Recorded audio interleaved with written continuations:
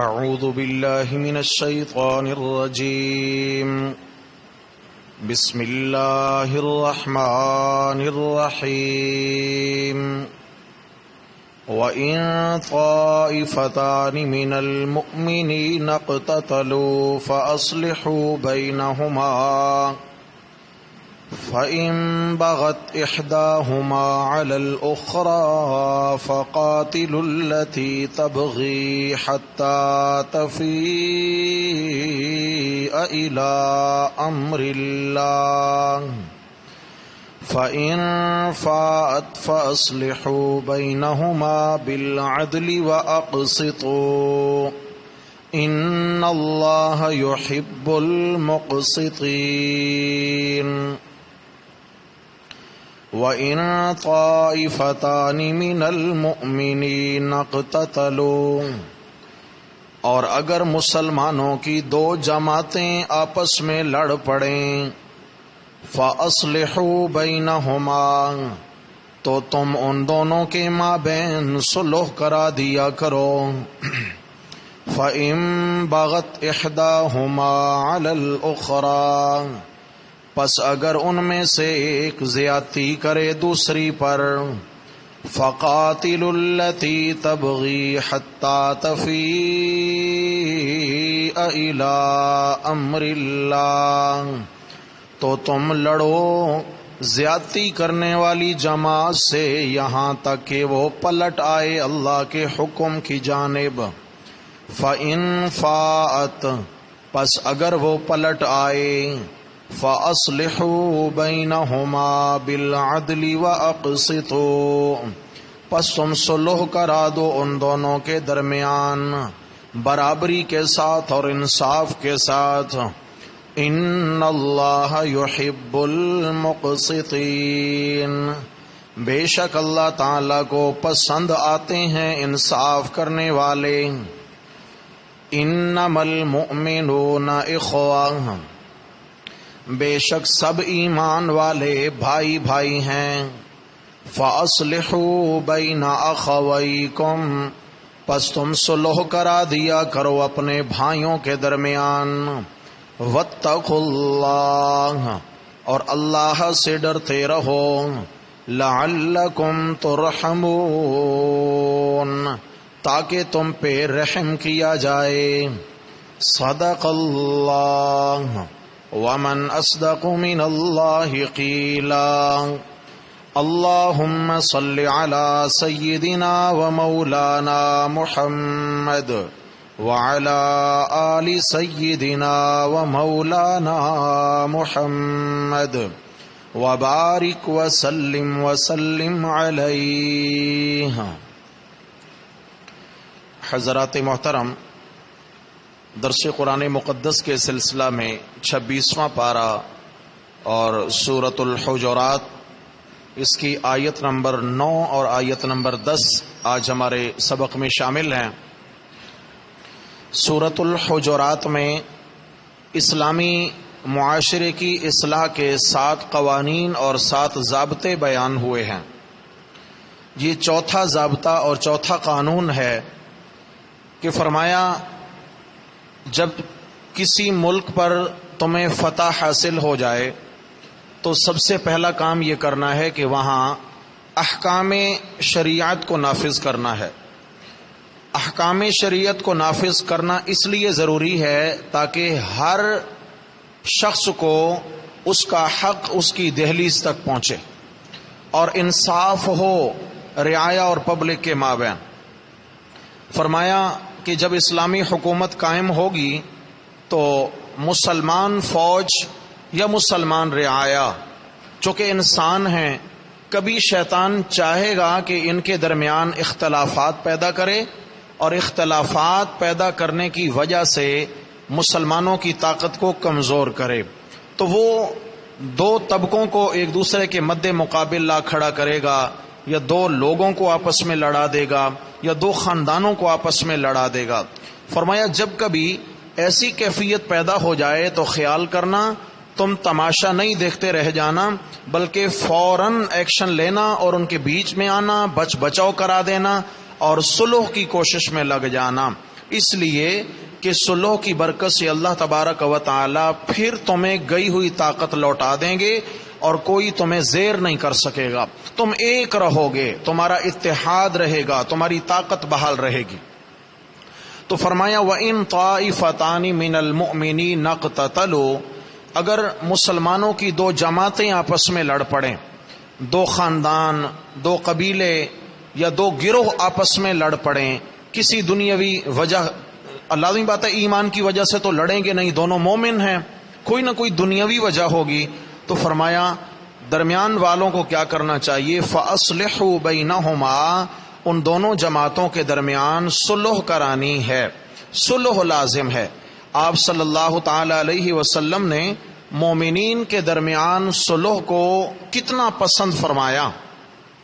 نبی مکرم صلی اللہ علیہ وسلم مسجد نبوی شریف کے ممبر پہ خطبہ ارشاد فرما رہے تھے جمعہ کا کہ حضرت حسن رضی اللہ تعالی عنہ نبی علیہ السلام کے نواسے، بی بی فاطمہ تو زہرا کے لخت جگر، یہ چھوٹے سے بچے ہیں، ڈگمگاتے ہوئے، جیسے 2-2.5 سال کی عمر ہے، ڈگمگاتے ہوئے چلتے مسجد میں آ رہے ہیں. آپ صلی اللہ تعالی علیہ وسلم نے دیکھا کہ حضرت حسن آ گئے. آپ علیہ الصلوۃ والسلام ممبر سے اترے، حضرت حسن کو اٹھا لیا اور آپ علیہ الصلوۃ والسلام نے گود میں لیا اور پھر خطبہ ارشاد فرمایا. حدیث شریف میں آتا ہے کہ نبی علیہ الصلوۃ والسلام کبھی صحابہ کو دیکھتے اور کبھی اپنے نواسے حضرت حسن رضی اللہ عنہ کو دیکھتے، اور پھر آپ علیہ السلام نے ایک پیشین گوئی ارشاد فرمائی. آپ علیہ السلام نے فرمایا ان ابنی ھذا سید، میرا یہ بیٹا سردار بنے گا، میری امت کا سردار بنے گا. اب آپ یہ بات یاد رکھنا، رسول اللہ صلی اللہ علیہ وسلم کی ہر پیشین گوئی اللہ کی وحی سے ہوا کرتی تھی. اللہ رب العزت بتاتے تھے، آپ علیہ السلام لوگوں کو سناتے تھے. تو آپ علیہ السلام نے فرمایا ان ابنی ھذا سید، میرا یہ بیٹا سردار بنے گا.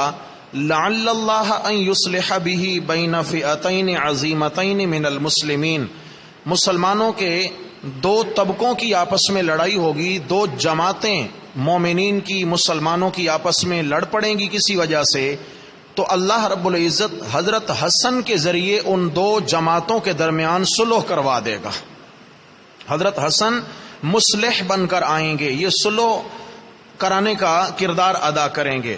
تو پھر اللہ رب العزت نے یہ منظر لوگوں کو دکھایا کہ رسول اللہ صلی اللہ تعالی علیہ وسلم کے انتقال کے 31 سال بعد، آپ علیہ السلام کے انتقال کے 31 سال بعد حضرت علی المرتضی رضی اللہ عنہ اور حضرت امیر معاویہ رضی اللہ عنہ، ان کے لشکروں کے درمیان منافقین اور خوارج کی بدگمانیاں پیدا کرنے کی وجہ سے آپس میں انبن ہو گئی.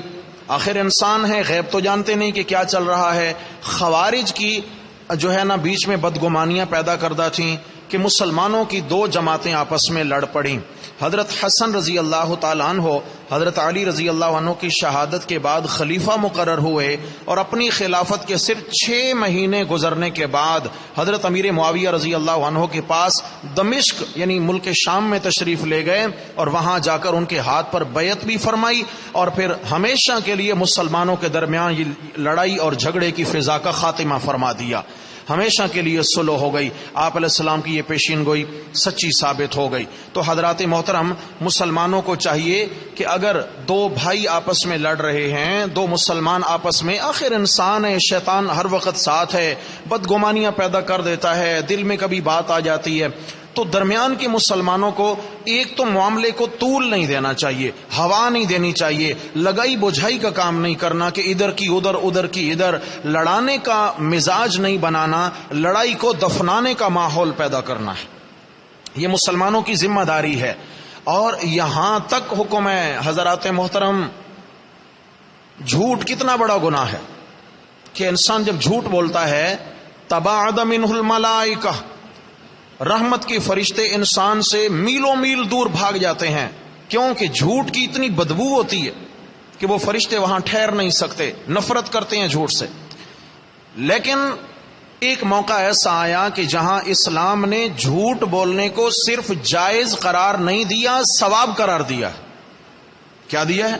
صرف جائز نہیں، فرمایا جائز بھی ہے، اور اگر اس طرح کرو کہ دو مسلمان آپس میں لڑے ہوئے ہیں، دو خاندان آپس میں لڑے ہوئے ہیں، میاں بیوی آپس میں لڑے ہوئے ہیں، ان کے درمیان صلح کرانی ہے تو کیا کریں؟ ایک کے پاس جائیں اور اسے کہیں بھائی وہ تو آپ کی محبت میں بےتاب بیٹھے ہوئے ہیں، وہ تو کہتے ہیں بھائی ہم تو آپس میں بھائی ہیں، پتہ نہیں یہ کیسے بدگمانی پیدا ہو گئی، کیسے لڑائی ہو گئی، ان کا پارا کچھ ڈاؤن کریں۔ پھر ان کے پاس چلے گئے، بھائی میں ابھی ان کے پاس سے ہو کے آ رہا ہوں، وہ تو کہتے ہیں کہ یار یہ ہو کیسے گیا، میں تو اتنی محبت رکھتا ہوں ان سے، اور یقیناً وہ بھی محبت رکھتے۔ کیا ہے؟ آپس میں ایسے جملوں کا استعمال کریں ادھر ادھر کہ ان کا بھی غصہ ٹھنڈا کریں، ان کا بھی غصہ ٹھنڈا کریں، اور بالآخر نتیجہ کیا نکلے کہ ان کو آپس میں ملا دیں۔ بعد میں تحقیق ہوتی رہے گی، کیا ہوا تھا تحقیق بعد میں؟ اچھا پھر تحقیق ہوگی تو کیا ہوگا؟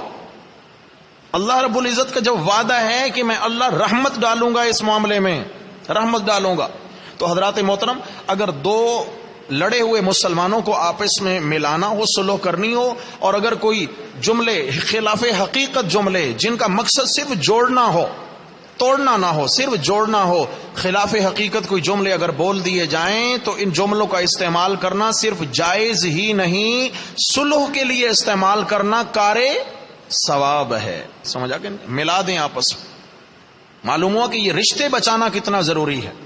تو اللہ رب العزت نے اچھا اس کے بعد آگے فرمایا کہ اگر ان میں سے ایک تو صلح کرنا چاہتا ہے مگر ایک بالکل اپنی جگہ پہ پکڑا ہوا ہے، وہ سنتے ہی نہیں کسی کی، اور وہ کیا ہے کہ حد تجاوز کیے جا رہے ہیں، زیادتی کیے جا رہے ہیں، یعنی قصور دوسرے کا قصور نہیں ہے اور قصور بھی اسی کا ہے جو حد تجاوز کیے جا رہا ہے، تو فرمایا پھر درمیان والے مسلمانوں کو یہ نہیں کہنا کہ بھئی ہماری تو کوئی سنتا نہیں ہے، بس ٹھیک ہے آپس میں ہی لڑے مرے، ہمارا کیا، نہیں، ایسا نہیں۔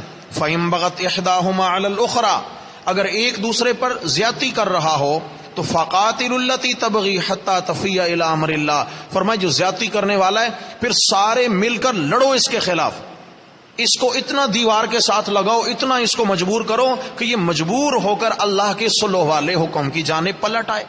فرمایا اتنا اس کو مجبور کرو کہ یہ صلح کی جانب پلٹ آئے کہ بھئی اب تو اپنے بھی مخالف ہو گئے، اب تو میرا کوئی نہیں رہا۔ فرمایا یہ ایمان کا تقاضا ہے کہ صلح اتنا ضروری ہے، شر مٹانا اتنا ضروری ہے کہ اگر شریر کے خلاف اٹھنا بھی پڑے تو اٹھ جاؤ، مگر شر مٹنا چاہیے۔ آپ صلی اللہ علیہ وسلم نے فرمایا انصر اخاک ظالما او مظلوما، اپنے مسلمان بھائی کی مدد کرو، وہ ظالم ہے پھر بھی مدد کرو، مظلوم ہے پھر بھی مدد کرو۔ مسلمان بھائی کی مدد کرو، ظالم ہے تو بھی مدد کرو، مظلوم ہے تو بھی۔ حضرت انس رضی اللہ تعالیٰ عنہ نے عرض کیا یا رسول اللہ، مظلوم کی بات تو ہماری سمجھ میں آتی ہے کہ وہ مظلوم ہے، یہ ظالم کی ہم مدد کریں یہ کیسے ممکن ہے؟ آپ علیہ الصلوۃ والسلام نے فرمایا کہ ظالم کا ظلم سے ہاتھ روکنا یہ ظالم کی مدد ہے، ظالم کا ظلم سے ہاتھ روکنا یہ ظالم کی مدد ہے، یہی تو مدد ہے کہ بھائی اس کو ظلم سے روکا تو جہنم کی آگ سے بچا لیا اسے۔ فرمایا یہ اس کی کیا ہے؟ مدد ہے۔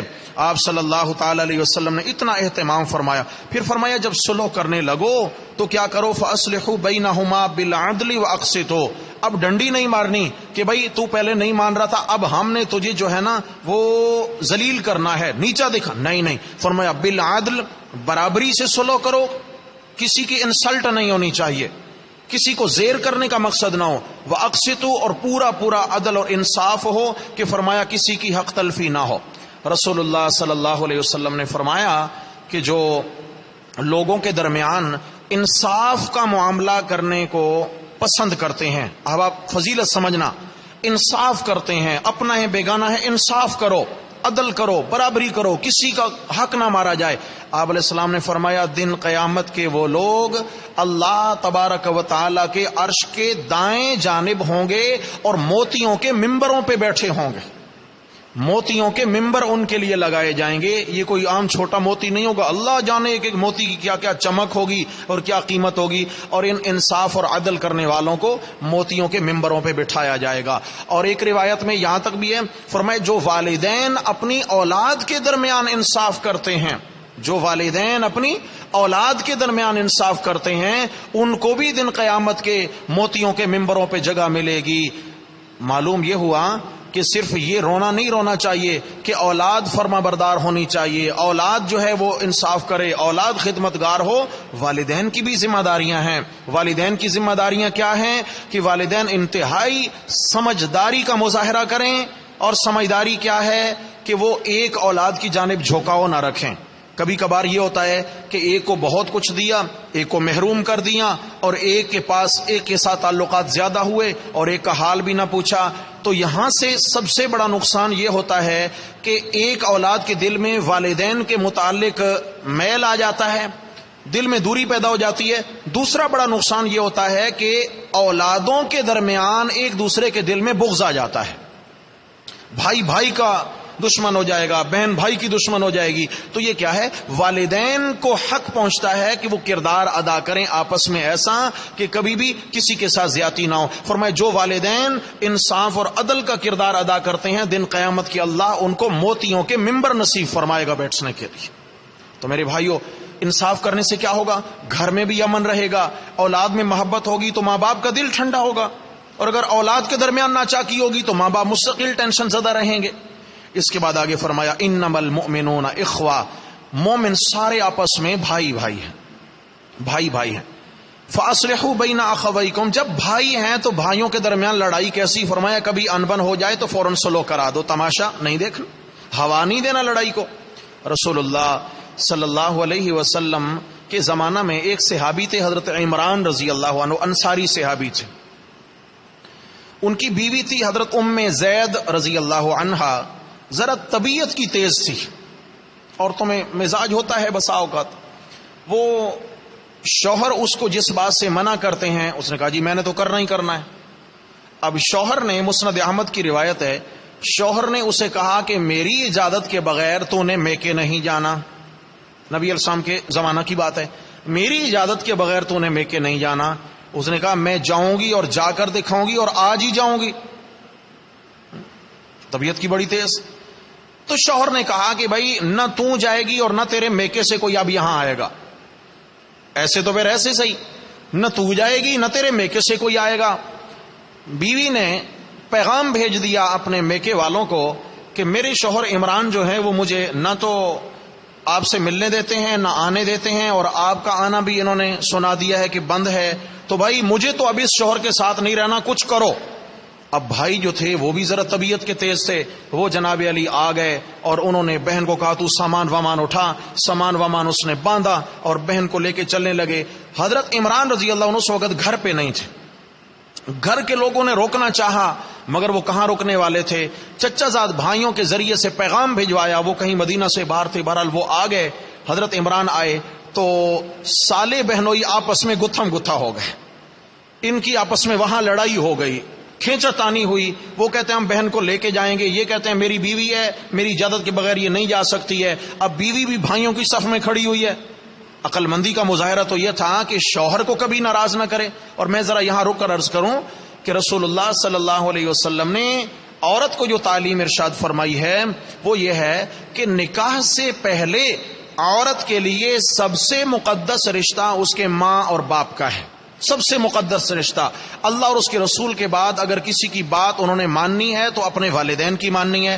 جب اس کا رشتہ کہیں ہو جائے، نکاح ہو جائے، جب اس کی شادی ہو جائے تو پھر ماں باپ کا تقدس بعد میں ہے، شوہر کے رشتے کا تقدس پہلے آ جاتا ہے۔ اور یہاں پہ کیا ہے، اگر عورت کے والدین یعنی عورت کا والد اور شوہر کبھی ان کے درمیان انبن ہو جائے تو حکم ہے عورت کو کہ تو نے باپ کا ساتھ نہیں دینا، تو نے شوہر کا ساتھ دینا۔ اتنا مقام ہے۔ حدیث شریف میں آیا کہ اگر اللہ کے سوا کسی کو سجدہ کرنے کی اجازت ہوتی تو عورت کو حکم ہوتا کہ وہ اپنے شوہر کو تعظیم کا سجدہ کرے، لیکن چونکہ سجدہ اللہ کے سوا کسی کا نہیں ہے، لیکن عظمت بتا دی گئی ہے کہ شوہر کا کیا مقام اور عظمت ہے۔ نبی علیہ الصلوۃ والسلام نے فرمایا جس خاتون سے شوہر ناراض ہے، جو شوہر کو ناراض رکھتی ہے، فرمایا اس کی نمازیں اس کے سر سے اوپر ہی نہیں جاتی۔ معمولی معاملہ نہیں ہے۔ عورت کہتی ہے میں خاطر میں نہیں لاتی ہوں، بھائی تو خاطر میں نہ لا، تو شوہر کو خاطر میں نہیں لائے گی، اللہ تجھے خاطر میں نہیں لا رہے، تیری عبادات برباد ہو رہی ہیں، تیری آخرت داؤ پہ لگی ہوئی ہے، اور اگر اسی حال میں موت آ گئی تو ناشزہ اور نافرمان بن کر اٹھے گی اور اللہ اس سے ناراض ہوں گے، اللہ اس کی طرف نگاہ رحمت نہیں کریں گے۔ یہ معمولی مسائل نہیں ہیں، ہماری مائیں بہنیں بیٹیاں بھی درس میں شریک ہوتی ہیں، ان چیزوں کا خاص لحاظ رکھیں، خیال کریں، صرف دنیا نہیں آخرت ہے۔ تو چنانچہ اللہ رب العزت نے فرمایا، اچھا جی، حضرت عمران رضی اللہ عنہ کی بات سنا رہے تھے، سالے بہنوں یہ آپس میں گتھم گتھا ہو گئے، نبی علیہ الصلوۃ والسلام کو پتہ چلا کہ فلاں محلے میں تو لڑائی ہو رہی ہے۔ آپ علیہ الصلوۃ والسلام بنفس نفیس وہاں تشریف لے آئے اور ان کے بیچ میں آ کر بچ بچاؤ کرایا اور ان کو وہاں بٹھایا اور بٹھا کر ان کی بھی سنی ان کی بھی سنی۔ آپ علیہ الصلوۃ والسلام نے عورت کو تنبیہ کی، اس کے بھائیوں کو بھی تنبیہ کی اور شوہر کو بھی سمجھایا۔ فرمایا تو ماں باپ سے ملنے سے بھائی کیوں روکتا ہے اسے؟